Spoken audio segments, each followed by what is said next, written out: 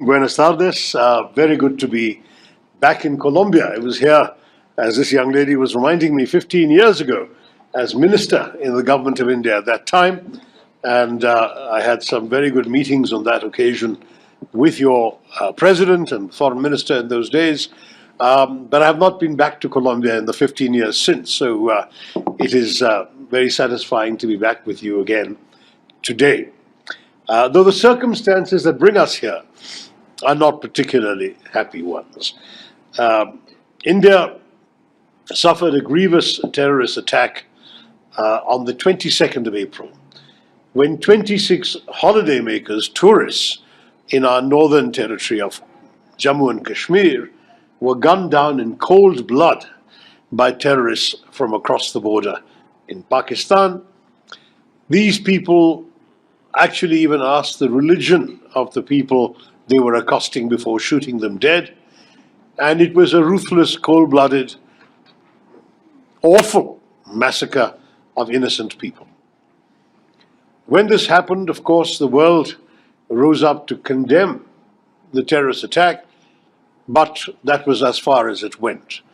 There was no action taken, not even by the country where these people had emerged from, namely Pakistan. Nobody was arrested. There was no attempt at any prosecution. India decided that this kind of outrage could not go unpunished.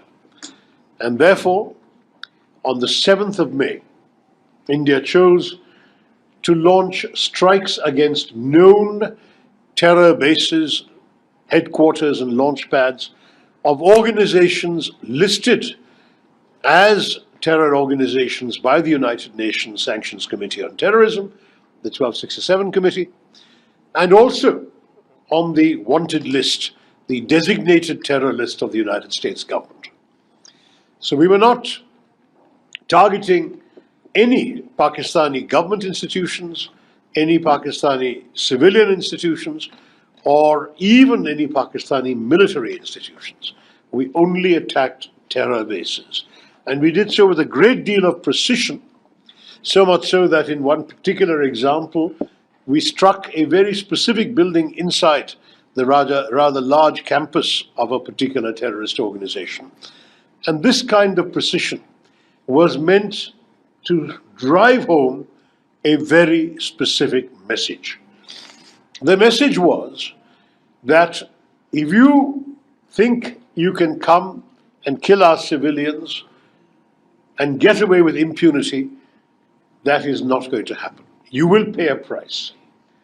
At the same time, we took care to conduct these strikes at night, 1 o'clock in the morning, 1:05 to 1:30, so there would be no civilians around and there would be minimal risk of collateral damage.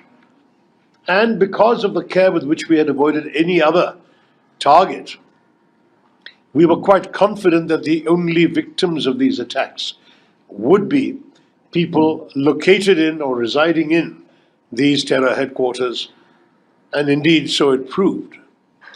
In fact, the next day there was a well-publicized funeral of one of the terrorists on the sanctions list, and you will be interested to see that that funeral was attended by uniformed senior military and police personnel from Pakistan.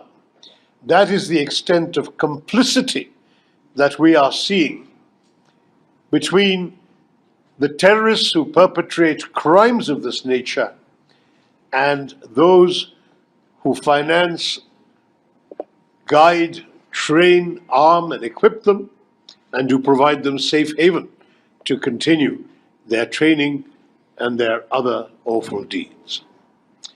This was then followed by an 88-hour conflict. I will not call it a war, but during that conflict, the Pakistanis shelled indiscriminately.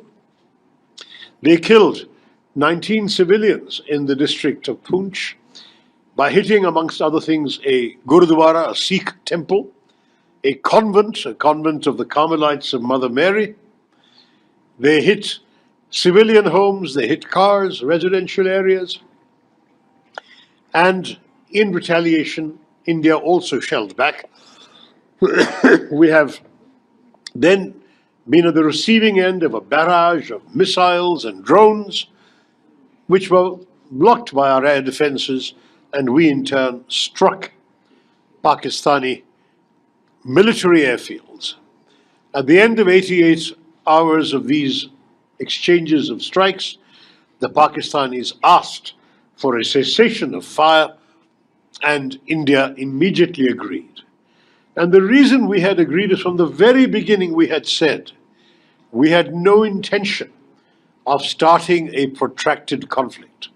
We just wanted to teach a lesson to the terrorists alone. And we had said to the Pakistanis, if you don't retaliate, we will not retaliate. If you stop, we will stop. And that's why the war was able to end as swiftly as it did. Now, I want to stress to you, Colombia has good relations with India. We have $1.5 billion of investment in this country, in Colombia, from India. We are a country that is interested and focused only in economic growth, in development, in the well-being and prosperity of our people. Not that many years ago, a large number of our people were still living below the poverty line. For us, the biggest challenge is bringing them into prosperity in the 21st century. We have no desire to be distracted by any trouble on our borders or any conflict. We are very happy to leave our neighbor Pakistan alone if they will leave us alone. Sadly, however, what we are seeing is that Pakistan is not content with the status quo. They seek something we have that we are not going to. We are a land of peace. In fact, we're looking forward to visiting one of the statues of Mahatma Gandhi in this lovely city of Bogota. I believe you have two. Mahatma Gandhi was the apostle of peace, of ahimsa and non-violence. But he was also the leader of our freedom struggle. He fought for freedom against British oppression. And he taught us that freedom also includes freedom from fear. That you cannot live in fear and hold your head high. And we are determined that the answer to terrorism will be so firm and decisive that the terrorists and those who facilitate them will have to think more than once before they embark on such a misadventure. The reason we have come to Colombia, and we are in the middle of a 5-country tour. We have been to Guyana and Panama. We're going to Brazil and then to the United States. The reason we are here in Colombia is to seek the sympathy and understanding of the people of Colombia and the government of Colombia, of the legislators, the diputados of Colombia, and of public opinion, the opinion leaders, those who think about world affairs. We want them to understand and to empathize with our plight. We know that Colombia has had a tragic history of enduring terrorist attacks as well. We deeply, deeply empathize and have always stood strongly with Colombia when it has suffered the depredations of terror. We seek the same understanding and the same response.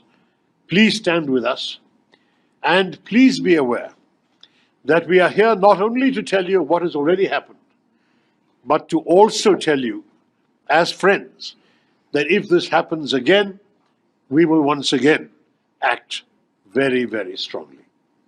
It is important that people understand this. As you know, all of us in the world want to see peace. Whenever something happens, the immediate response of the world is peaceful solution, peace, calm, non-violence, dialogue. And that is our preference too. But you cannot talk peace with a gun pointed at your head. And that is our reality. We will respond to what has been done to us as we judge necessary. And as I say once again, we seek your understanding and support in our struggle and our fight against terrorism. I'll stop there. So many of you, I'm sure you have questions. I'll be very, very pleased to respond. Thank you, and Jai Hind. I'll certainly happy to turn to you later. Let me get a Colombian journalist first. Yes, sir. There's a mic.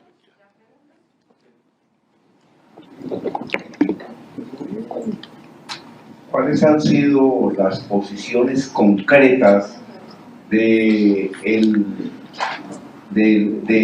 Ejecutivo colombiano? Es decir, ha habido una solidaridad, pero ¿qué otras posiciones concretas se han presentado? ¿Y de qué manera este tipo de ataques terroristas, en qué áreas afectaron más a la India? Serían básicamente esas preguntas. Gracias. Thank you. I have to say that we were a little disappointed in the reaction of the Colombian government, which apparently expressed heartfelt condolences on the loss of lives in Pakistan after the Indian strikes, rather than sympathizing with the victims of terrorism. We will say to our friends in Colombia, there can be no equivalence between those who dispatch terrorists and those who resist them. There can be no equivalence between those who attack and those who defend. We are only exercising our right of self-defense, and if there is any misunderstanding here on this score, we are here to dispel any such misunderstanding. We're very happy to talk to Colombia in some detail about the circumstances. We have, as I said, very concrete proof. In fact, when this terrorist attack occurred, it was immediately claimed by an organization called the Resistance Front, which is a unit of the Lashkar-e-Toiba based in Muridke, Pakistan. There is no doubt that they reiterated this credit the next day. It is only after their handlers realized the damage this could do that they then deleted the claim 2 days later. But the claim has been made. There is no doubt as to where this came from. And we will reserve always the right to hit back. Just as Colombia has endured many terror attacks, so have we in India. We have endured a very large number of attacks for almost 4 decades. Frankly, it is now very well established that Pakistan has been breeding the monsters of terrorism for a very long time for their own purposes. We all know that when Osama bin Laden was being hunted around the world, it was Pakistan that gave him shelter. The Americans found him in a safe house near an army base in a cantonment city. In other words, they found him and killed him, the world's most wanted terrorist, in Pakistan, a country which sadly has incubated terrorism for some years now, for at least 4 decades now.